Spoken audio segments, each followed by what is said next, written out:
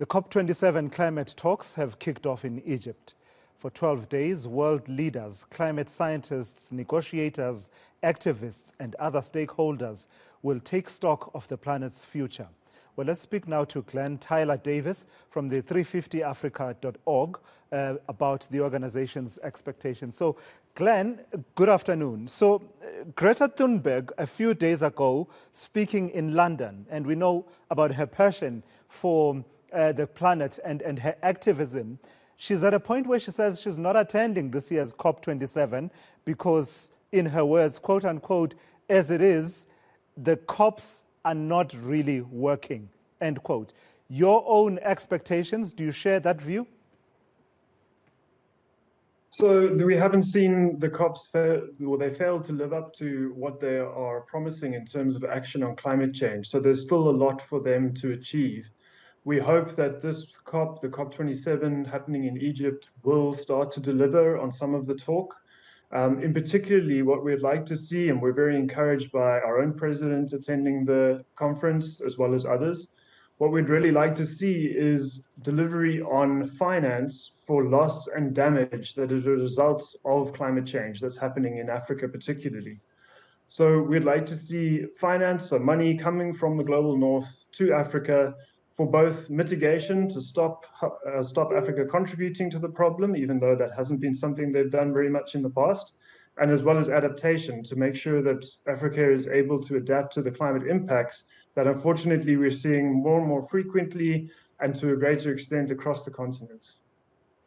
And how much of a conversation do you expect will ensue around the issue of a just energy transition? We just had the Just Energy Transition Investment Plan released by our own government a few days ago. But it happens at a time, Glen, that you are hearing more and more voices that are saying that while developing nations are being pressured to make a rapid switch to a decarbonized economy, Western nations are actually upping their coal, their use of coal, for example. A few days ago in the conversation I had with Minister Gwede Mantashe, that was the argument. The two, how do they sit side by side? The commitment to just energy transition, as well as this concern that there's a certain double standard that's being applied.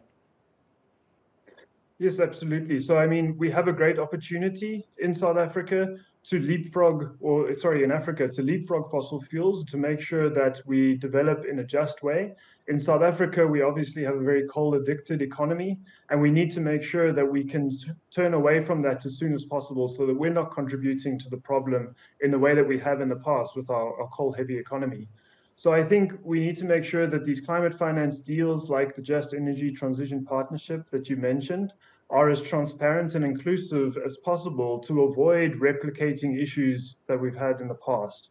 So that's something that we as civil society and 350africa.org is part of the Fair Finance Coalition in Southern Africa. It's something that we've been calling for and again to make sure that there is transparency. And it's nice to hear that there is moves to release investment plans and other things around the JETP in particularly, but also in other sort of climate finance deals. But we really need to make sure that the civil society voice is included in these deals, that we are heard, that people are heard, and we make sure that our priorities are at the forefront for these climate finance deals.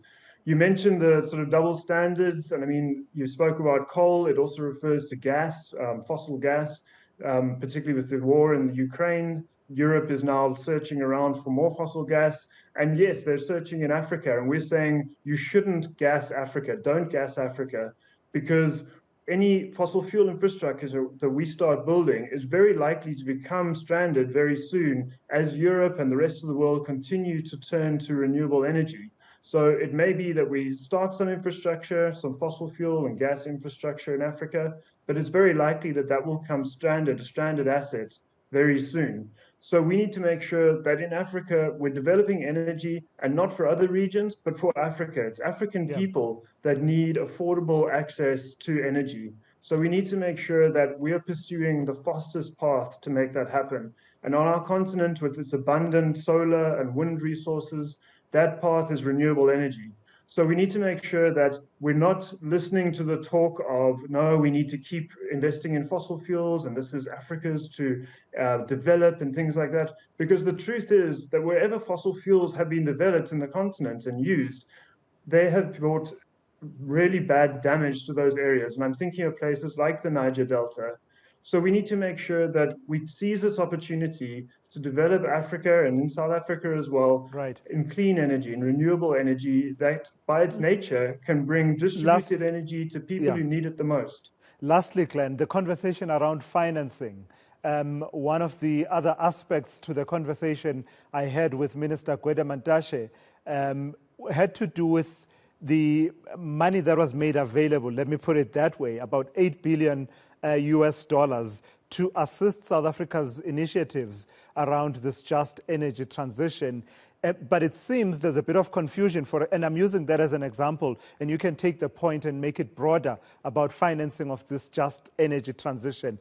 But it seems there's a bit of confusion as to whether we are talking loans here or we're talking grant funding. And that's an important one in the context of the developing world, where countries like South Africa are already saddled with significant debt as a component of their GDP.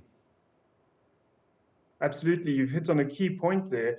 Besides the transparency that I've already spoken about and the need for accountability in these plans, we need to make sure that we're not saddled with additional things like loans. You know, they're having to pay back interest and other conditionalities, so other conditions that we might have to fulfill to get this money. That's really, really important. And from what we've seen, a lot of this money will be in the forms of loans. So something that the Fair Finance Coalition Southern Africa is doing here at COP in Egypt, we'll be releasing a report, a policy assessment on public finance institutions.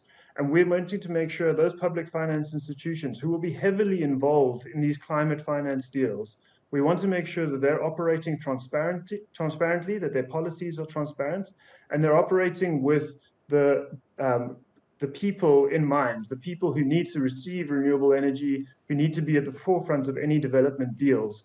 So I think those sorts of conditions that you're speaking of, we definitely need to pay a lot of attention to, and we can only do that when we have transparency. So at this report launch on Thursday, we'll be talking exactly about that, and people who are interested to download the report can go to fairfinanceSouthernAfrica.org and download it and see a lot of our other work, including on 350africa.org, our website. We'll be explaining some of these issues around finance, around transparency, conditionalities, all of these sorts of issues there.